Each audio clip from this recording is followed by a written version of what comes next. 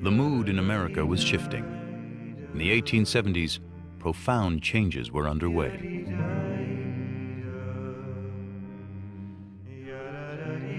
Tens of thousands of immigrants from Eastern and Southern Europe were arriving in the country. Italians, Slavs, Romanians, Bulgarians, Jews. The start of the largest wave of immigration in the nation's history. All across America, a rising hostility toward foreigners was coupled with a rising anti-Semitism. Even within the American Jewish community, the arrival of the Eastern European Jews created shockwaves.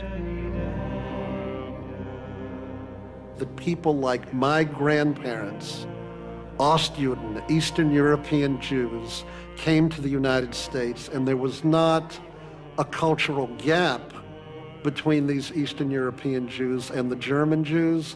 There was a Grand Canyon. It was a chasm.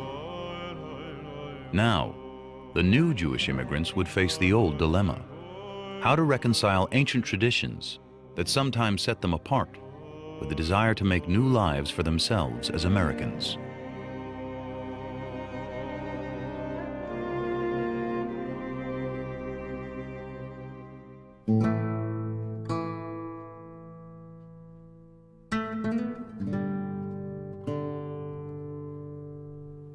My father came in 1912.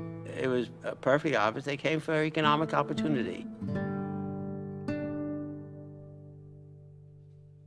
My grandfather came to escape the draft. He was going to be drafted in Russia, and that meant 20 years in the army.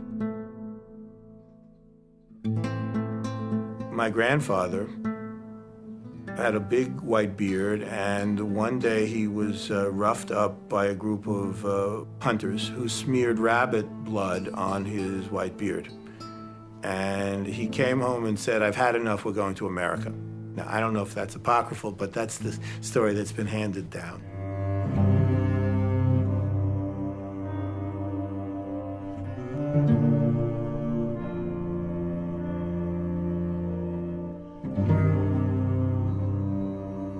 It began before the turn of the century with tens of thousands, and within 40 years, there were more than 2 million Jews who had fled from Eastern Europe to America. Among them was a young revolutionary named Abraham Cahan. He had spent his earliest years in Lithuania, where he began life in a shtetl, one of the small market towns where many Jews lived, following their ancient traditions amidst a sea of Christian believers. "I could understand that Gentiles were not like us," he wrote. "Jews were one thing, they another. I knew their church considered us to be an evil people."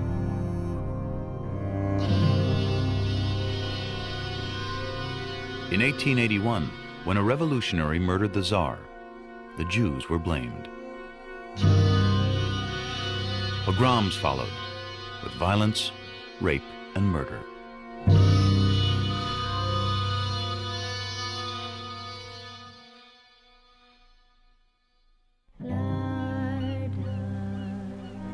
Abraham Cahan fled, along with thousands of others. He was 21, determined to leave his old life behind. The lure of America was in the air, reaching the most far-flung village. "America," Cahan wrote, "to go to America. My spirit soared. I was for America."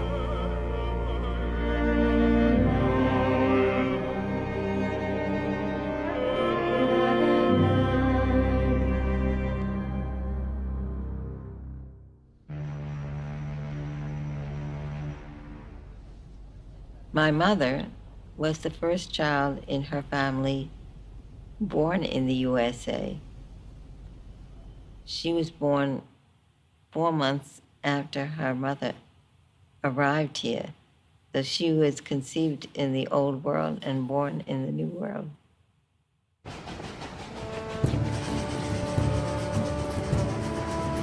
Jewish immigrants settled in big cities all across America: Boston, Philadelphia, Cleveland, Chicago, St. Louis. But most gravitated to a convenient spot not far from the New York docks, where the vast majority first touched land. There, they created a world all their own, so marked by struggle, so suffused with yearning, so steeped in Jewishness, that the place where they lived became synonymous with Jewish life in America: the Lower East Side. Lower East Side was the American Jewish Plymouth Rock. It took on a symbolic significance, but it was a really complicated neighborhood. There were Jews from the Ottoman Empire living on the Lower East Side, from Turkey and Rhodes and Greece. And there were non-Jews living on the Lower East Side. There were Italians who lived there, and German Christians, and Irish, and Chinese. But there are more Jews living below Houston Street than there are in Warsaw, in Łódź, in Odessa, in Kiev. I mean, this is the single largest Jewish population center on the face of the earth. There were 500,000 Jews living in a density that rivaled Bombay, India at the time.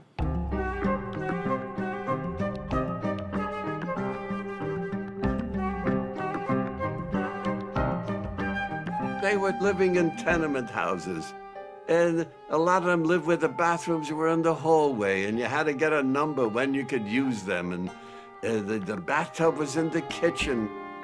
And in each apartment, you could have 6, 7, 8, 9 people. We're talking about 300 square feet.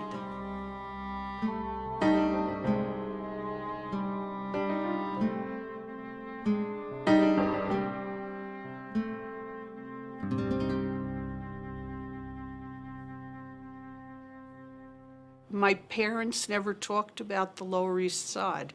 They never talked about the Lower East Side. You see it romanticized in novels and films and so forth, but it must have been very tough for them growing up.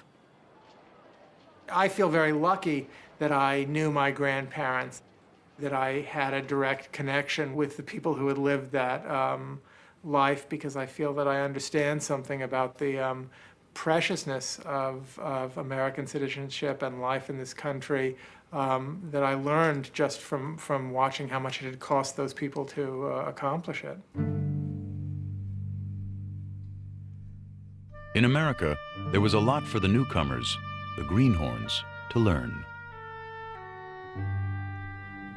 My mother, when she first arrived and decided that the way to clean the floor was to empty a pail of water on it.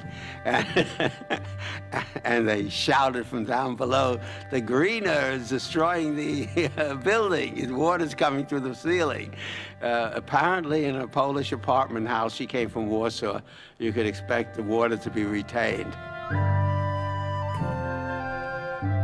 As soon as a family could afford it, they bought themselves new clothes and had their picture taken. This first formal photograph is a way of telling the folks back home that they've made it. And they put on their American clothes, their modern clothes.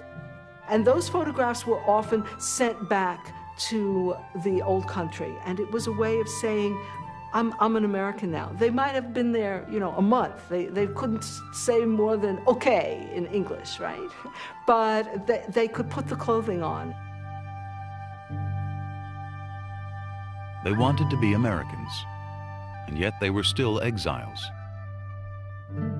Transplants, hovering between the old and the new world. There's a sense of homelessness that comes with being an immigrant, a sense that the home that you're in is temporary and improvised and conditional. You have one foot in the new world and one foot in the old world, and it creates a sense of being in the place where you are, but knowing that the place where you are is not home.